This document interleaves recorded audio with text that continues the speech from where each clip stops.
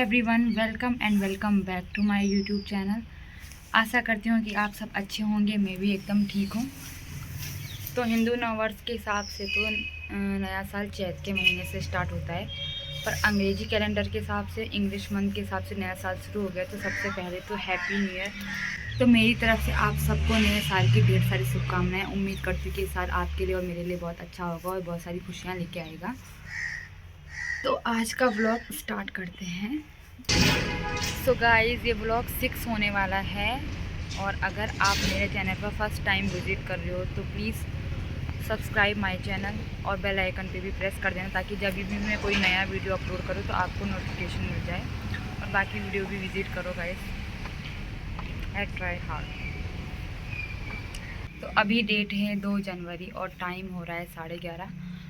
तो वैसे मैं अपना नया साल हमेशा मैं मंदिर में जाती हूँ हर साल। तो पिछली बार मैं मनसा देवी गई थी, और इस बार भी मतलब जाने वाली थी मैं, बट कुछ इशू हो गया था तो नहीं जा पाई मैं। तो मैं शाम को फिर पास के मंदिर ही चली गई थी। अब भी कमेंट डाउन करना कि आप अपना नया साल का पहला दिन कैसे स्पेंड करते हो, और मुझे बताना। मैं तो ऐसे ही स्पेंड करती हूँ। और आज दूसरा दिन है, तो फाइनली जो आज मैं ब्लॉग शूट कर रही हूँ इसलिए करी क्योंकि मुझे कहीं जाना था।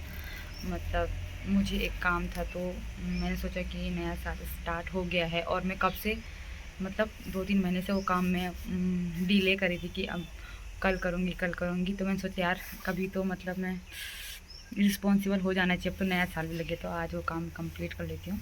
तो अभी मैं आपको बताती हूँ कौन सा काम था। हेलो गाइस, काफ़ी टाइम से मतलब 2 हफ्ते से ऊपर हो गया है, और धूप ठीक से आई नहीं। इतना ठंडा है बाहर, मतलब डेली अगर उठो तो ऐसे ही रहता है कोहरा। कितना ठंडा मौसम है, बहुत ठंड है।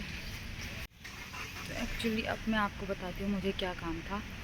तो मेरा जो एक एटीएम था वो एक्सपायर हो गया था जुलाई में, और उसके बाद मेरा जो नया एटीएम आया था वो अपने आप आ गया था, घर में आ गया था वो। जो मतलब मेरा परमानेंट एड्रेस है वहाँ पे वो खुद से ही आ गया था, और वो आ गया था अगस्त में। और वो एटीएम कितना, मतलब मैं क्या बोलूँ, वो आया, उसका मुझे इतना टाइम से वेट था। वो आया और उसके बाद वो खुद ही खो गया कहीं।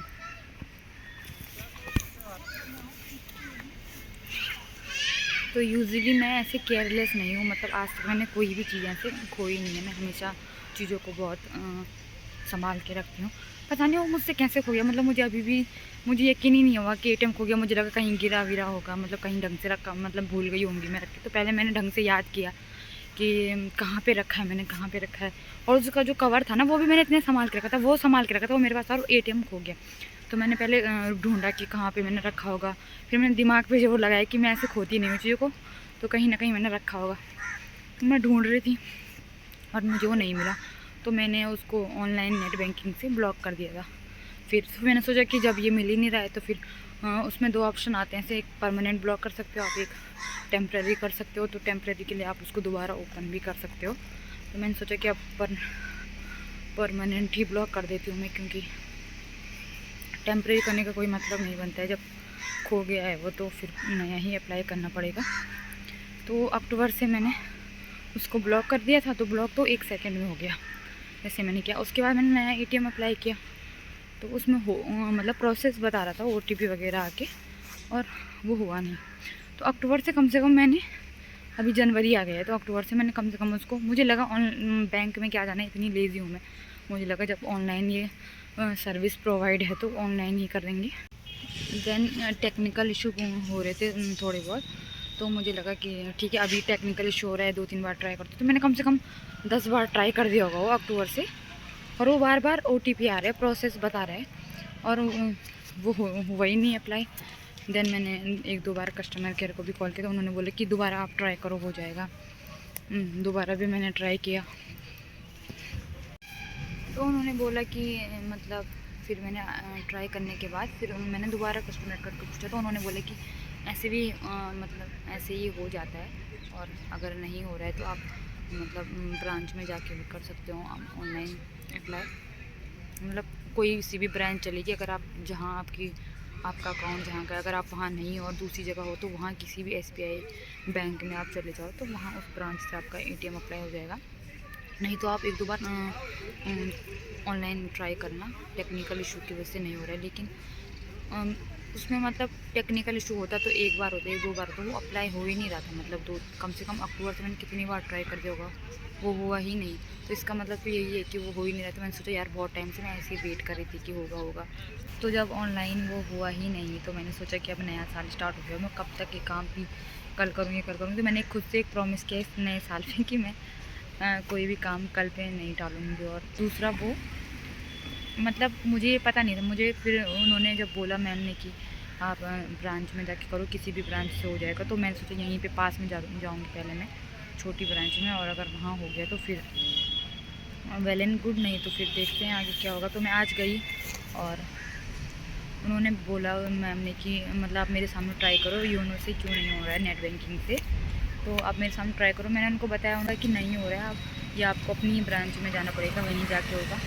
तो देन फिर उन्होंने बोला कि अगर आप वहाँ नहीं जा सकते हो तो आप यहाँ से एटीएम का अप्लाई वाला फॉर्म ले जाओ और उसको भर के मेल कर देना एसबीआई को, बैंक में, तो अपनी ब्रांच में मेल कर देना, देन हो जाएगा।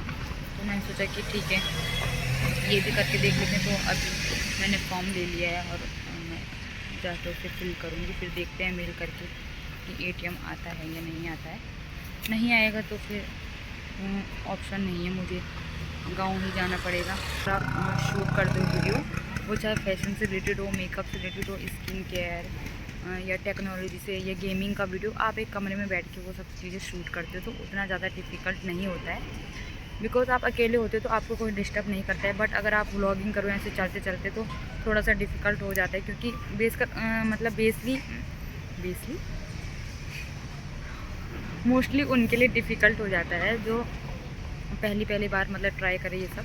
तो शुरू में आदत नहीं होती, और ऊपर से जैसे हम चल के ऐसे फ़ोन पकड़ के यूँ चपड़ करें तो सामने वालों को लगता है कि पागल तो नहीं हो गई ये, क्या लगी है फ़ोन। जैसे कोई चल रहा है तो फिर मुझे कोई देख रहा है तो मुझे थोड़ा सा अटपटा सा लग रहा है, और फिर मैं फ़ोन नीचे कर दे रही हूँ क्योंकि थोड़ा सा अनकम्फर्टेबल हो जाता है, तो वो दिख भी जाता है चेहरे पे। तो इसलिए मैं ना भूल भी जाती हूँ, जैसे कि मुझे याद भी नहीं रहती, क्योंकि अभी मुझे शुरू में पता भी नहीं, इसलिए मेरे चैनल पे ज़्यादा वीडियोस नहीं है। That's why I am saying कि अगर आप देखते हो तो मेरी मेहनत के लिए एक लाइक कर दिया करो, बिकॉज बहुत ज़्यादा डिफ़िकल्ट होता है ऐसे पब्लिक प्लेसेस में फ़ोन पकड़ के वीडियो बनाना। पर मैं ट्राई कर रही हूँ धीरे धीरे। तो जैसे मुझे अभी बैंक में जाना था तो मैंने सोचा था उससे पहले मैं शूट करूँगी कि मैं बैंक में जा रही हूँ, बट मैं भूल गई एंड मैंने वो सब पूछा अंदर, और उसके बाद मुझे याद आया कि मुझे शूट करना था कि मैं किस काम से आई थी। तो देन जब मैं एडिट करती हूँ और मैं वीडियो के पार्ट ज्वाइन करती हूँ ना, तो तब मुझे याद आता है कि यार मैंने ये तो शूट किया ही नहीं। तो देन चीज़ें हो जाती है, मतलब शूट करना मैं भूल जाती हूँ। सो अभी आ गई हूँ मैं रूम पे और टाइम हो गया है 1 बज गए हैं। तो अभी लंच का टाइम हो गया है। अब भूख मुझे लगी नहीं, मतलब हल्की सी भूख लगी है। तो मैंने ये दलिया बनाया था थोड़ी देर पहले, तो मैं वही खा रही हूँ।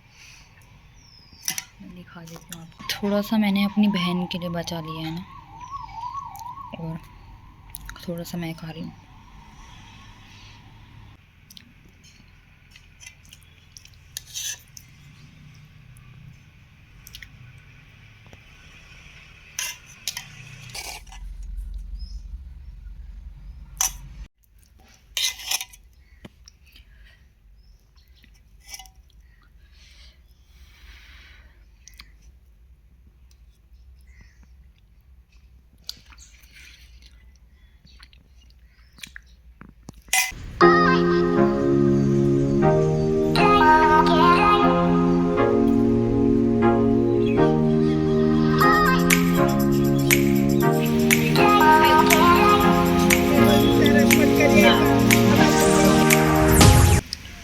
सो हेलो गाइस, टाइम हो गया है 6 बज गए हैं, और मैं हंसाना ठीक है क्यों ना, मैं तरम दे हंसाने।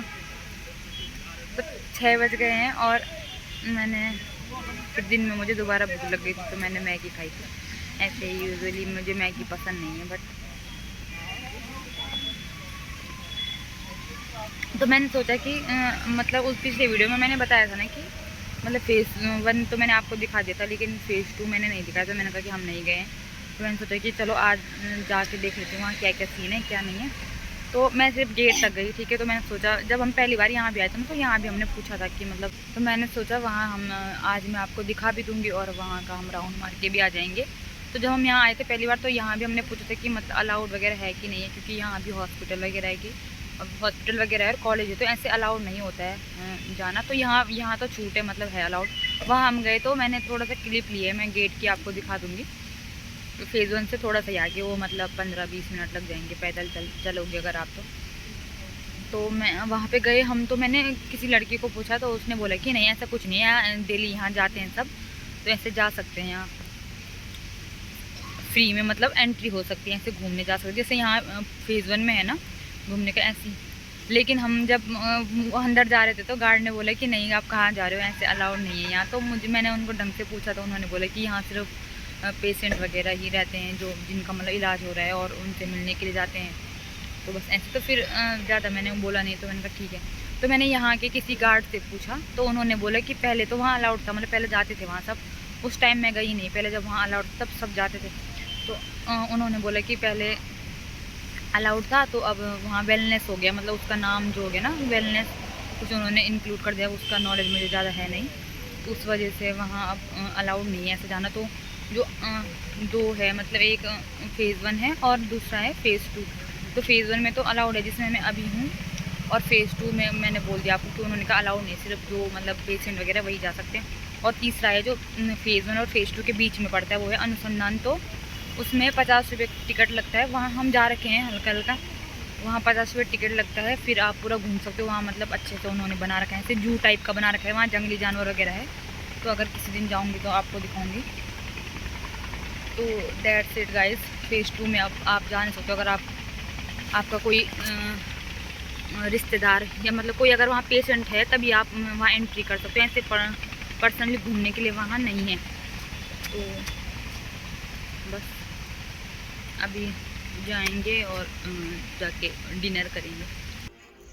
सो हेलो दोस्तों, रात हो गई है और टाइम हो गया 7:45 हो रहे हैं, 8 बजने वाले हैं और मैंने डिनर वगैरह कर लिया है। डिनर मैंने बता दिया आपको, मैंने दाल चावल लिया था क्योंकि मैं एक टाइम तो लेती हूँ, दिन में मैंने नहीं लिया था तो इसलिए मैंने डिनर में लिया। आपसे भी आपको भी एक एडवाइस देना चाहूँगी कि सबसे पहले आप खुद को प्रायोरिटी बनाइए, उसके बाद दुनिया है, क्योंकि जब हम हैं खुद को खुश रखना बहुत ज़रूरी है। मतलब आए दिन मैं देखती हूँ इतने सुसाइड हो रहे हैं, तो इसलिए बस यही बोलना है कि पहले हमें खुद को खुश रखना है, तभी हम दुनिया को खुश रख पाएंगे। पहले खुद को ही हमको प्रायोरिटी बनाना पड़ेगा, तो अपने आप को प्रायोरिटी बनाइए, देन दूसरों को। और दूसरा मैंने ये खुद से प्रॉमिस किया है कि जो काम है उसे हमें कल पे नहीं टालना है, कोशिश करनी है कि हम उसको जल्द से जल्द कर दें। नहीं तो हम क्या होता है, हम हर चीज़ को बोलते हैं कि नहीं यार, हम उसको इम्पोर्टेंस नहीं देते हैं क्योंकि हम टाइम को वैल्यू नहीं करते, हम बोलते हैं चल कल कर लेंगे ये काम। तो ये चीज़ें हैं। बाकी मेन जो है दुनिया में खुश रहना ही बहुत ज़रूरी है। हर कोई किसी न किसी चीज़ से स्ट्रेस है, सबको लाइफ में बहुत सारे स्ट्रेस है। अब व्लॉग को यहीं आराम देते हैं। आई होप आपने पूरा व्लॉग देखा। अगर आपने पूरा देखा व्लॉग तो thank you so much. Video अच्छी लगे तो लाइक कर देना, चैनल को सब्सक्राइब कर देना, वीडियो को शेयर कर देना अपने फ्रेंड्स फैमिली के साथ। और यहाँ तक देखने के लिए बहुत बहुत धन्यवाद। एक बार फिर मैं आपको नए साल की ढेर सारी शुभकामनाएं मेरी तरफ से। उम्मीद है ये साल सबके लिए खुशियाँ लेके आएगा, मेरे लिए भी, और आपकी मैं प्रे करूँगी कि आपकी सारी विशेष पूरी हो। तो अब हम मिलेंगे मेरे नेक्स्ट व्लॉग में, तब तक आप वेट कीजिए और मैं कोशिश करूँगी कि मैं जल्दी नया व्लॉग लेके आऊँ। Bye bye guys, love you, take care, stay happy.